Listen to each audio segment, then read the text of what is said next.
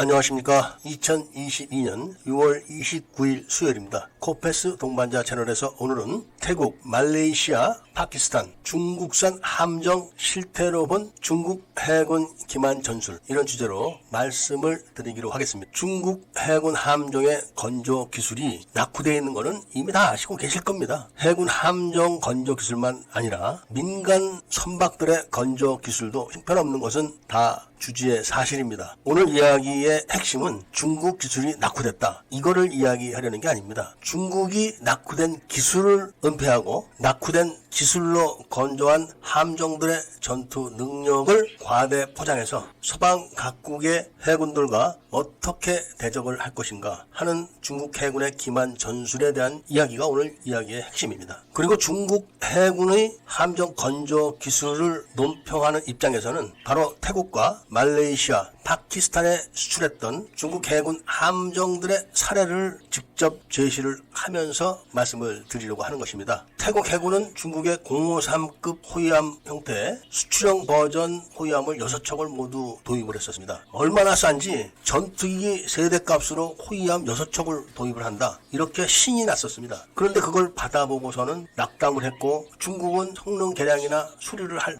능력이 안 됐습니다. 그래서 결국은 스페인과 한국의 도움으로 다 수리를 끝냈죠. 그리고 중국 해군 함정이라면 이를 갈게 됐습니다. 말레이시아의 경우는 그 유명한 제인스가 보도를 한 겁니다. 그 내용은 똑같습니다. 센서, 전투관리 시스템이 작동이 안 되는 겁니다. 그러니까 외형으로는 전투함이 맞지만 실질적으로는 전투를 하지 못하는 그런 해군 함정들이죠. 당연히 수리가 안 되는 겁니다. 왜냐하면 중국에는 그런 능력이 없기 때문에 그렇습니다. 이번에는 중국의 맹방인 파키스탄이 중국 해군 함정 호위함을 4척을 도입을 했다가 거의 실신 상태로 빠지게 됩니다. 태국이나 말레이시아보다도 더 지독한 경우에 빠지게 됐기 때문에 그런 겁니다. 센서, 무장, 전투체계 이런 거는 물론이거니와 아예 시동 시스템에도 문제가 있어서 대항해 나갔다가 시동이 꺼져가지고 군함이 막 표류를 한 겁니다. 당연히 파키스탄도 돈을 주고 구입을 한 것이니까 수리를 요구를 했죠. 그런데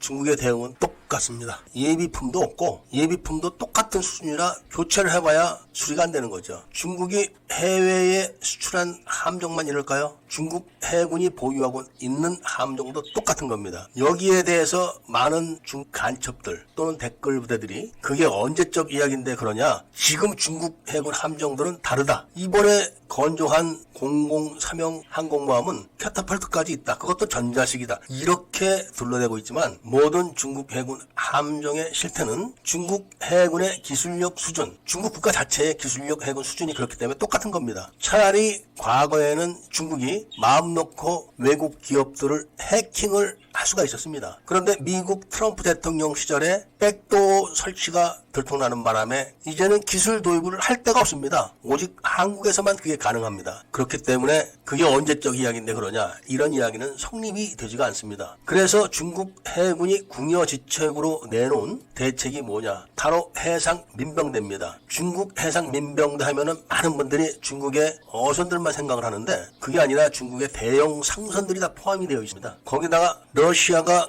개발해놓은 컨테이너형 대함 미사일을 탑재해서 민간 선박에 숨겨놓고 있겠다는 겁니다. 이것은 상륙함으로 쓸 수 있는 대형 페리선들도 똑같이 해당됩니다. 그리고 그런 대형 선박 앞에는 바로 어선들의 떼거지 민병대가 또 진을 칩니다. 그리고 맨 뒤에 고물 중국 해군 함정이 버티고 있는 겁니다. 함정의 모든 기능이 정상적으로 작동되는 것처럼 위장을 해서 버티고는 있지만 작동이 안 되는 그런 해군 함정들이 거의 다입니다. 그래서 바로 이 민간 해상 민병대들의 떼거지 함정들을 어떻게 격파를 시키느냐, 이게 굉장히 우리에게 필요한 대책입니다. 다연장 로켓포에다가 공중 자탄을 무수히 탑재를 해서 대량 발사를 하는 방식, 그리고 소형 어선들을 제압할 수 있는 소형 기뢰들을 대량 살포할 수 있는 수단, 이런 것을 다 강구를 해놔야 되는 겁니다. 왜냐하면은 민간 선박들은 어디 한 군데만 피탄데도 바로 침몰합니다. 그리고 이런 수단들을 서방 해군들이 보유하고 있다는 걸 알게 되면은 중국도 함부로 나서지 못하게 되는 겁니다. 바로 이런 대비책이 우리나라에도 필요한데 해군에서 그런 전술을 연구하고 있는지는 미지수입니다. 중국 해군의 실질적인 전투 능력은 함정에 사용된 철판이 우리가 사용하는 철판하고는 다릅니다. 쉽게 말하면은 과거 중국제 일회용 드라이버 같은 그런 약한 쇠로다. 그것도 규격보다 더 얇은 철판을 사용해가지고 건조했기 때문에 겁을 낼 필요가 없다는 말씀을 드리면서 중국의 기만술에 대한 대책을 강구해야 된다. 이런 말씀을 끝으로 이야기를 마치고자 합니다. 애국 시민들과 밀매분들의 구독을 꼭 부탁드리고 좋아요와 알림 설정까지 부탁드리면서 이야기를 들어주신 데 대해서 감사드립니다.